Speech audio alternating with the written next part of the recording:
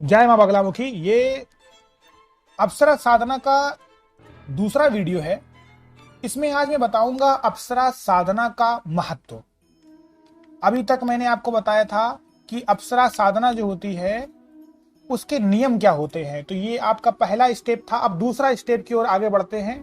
तो मैं beginner level से शुरुआत कर रहा हूं।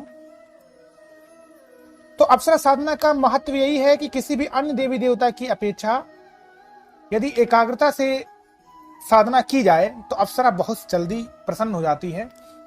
और अप्सरा साधना जो होती है उसमें तंत्र साधनाओं की जगह में खतरा कम होता है। लेकिन फिर भी अपने आप को हमेशा मैं यही कहता आया हूं कि अपने आप को बचाइए।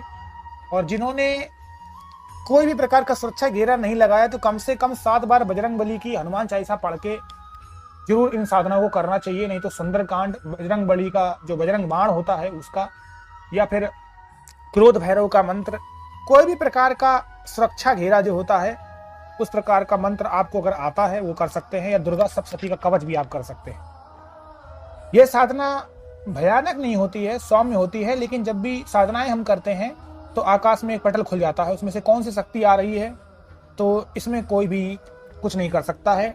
ना भगवान कर सकते हैं, ना गुरु कर सकता है, ना वो मंत्र कर सकता है। कौन कर सकता है अपने आप को बचा सकता है? वो आप बचा सकते हैं। तो महत्व यही है कि अप्सरा सिद्धि जब आपको हो जाती है उसके बाद आपकी सम्मोहन शक्ति जो होती है वहां पे बढ़ जाती है। आपकी आवाज भी बहुत प्रभावशाली हो जाती है। आपके चेहरे पर एक तेज होता है, एक आकर्षण होता है। और जब भी आप निरंतर साधना करते रहते हैं तो आपका जो मुखमंडल होता है उसकी ओर लोग खींचे चले जाते हैं। यानी कह सकते हैं कि आपके चेहरे पे एक ओज होता है, प्रभावशाली चेहरा होता है। आपकी बातों को लोग सुनना चाहते हैं। आप अपने शब्दों से लोगों को बांधने की क्षमता रख लेते हैं। और जो परिवार के सदस्यों में कलह बनी होती, जो आपके विरुद्ध हैं, कोई चीज आप करना चाह रहे हैं बिजनेस के लिए, अपने पापा को बनाना चाह रहे हैं, अपनी मम्मी को बनाना चाह रहे हैं, अपने परिवार के किसी भी सदस्य को बनाना चाह रहे हैं, वो भी आपके सहयोगी हो जाते हैं। और इसके पश्चात साधक साधना के पश्चात जो भी कार्य, जिस भी कार्य में हाथ डालता है वो कार्य उसका संपूर्ण हो जाता है। उसके जीवन में हमेशा शांति बन जाती है।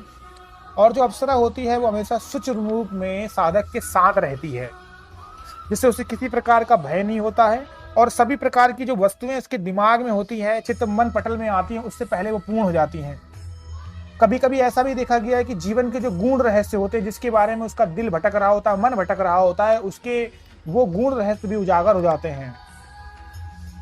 बहुत चीजों में ये देखा गया कि अप्सरा जो साधक होते हैं, जिनको सिद्धियां प्राप्त होती है, वो दूसरे के मन की बात भी जान जाते हैं।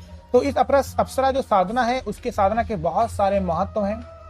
आप अप्सरा साधना की सिद्धि करिए, साधना करिए और आपका कल्याण हो। इसी के साथ अपने इस वीडियो को मैं विराम देता हूं। नमो नारायण। जय मां बगलामुखी।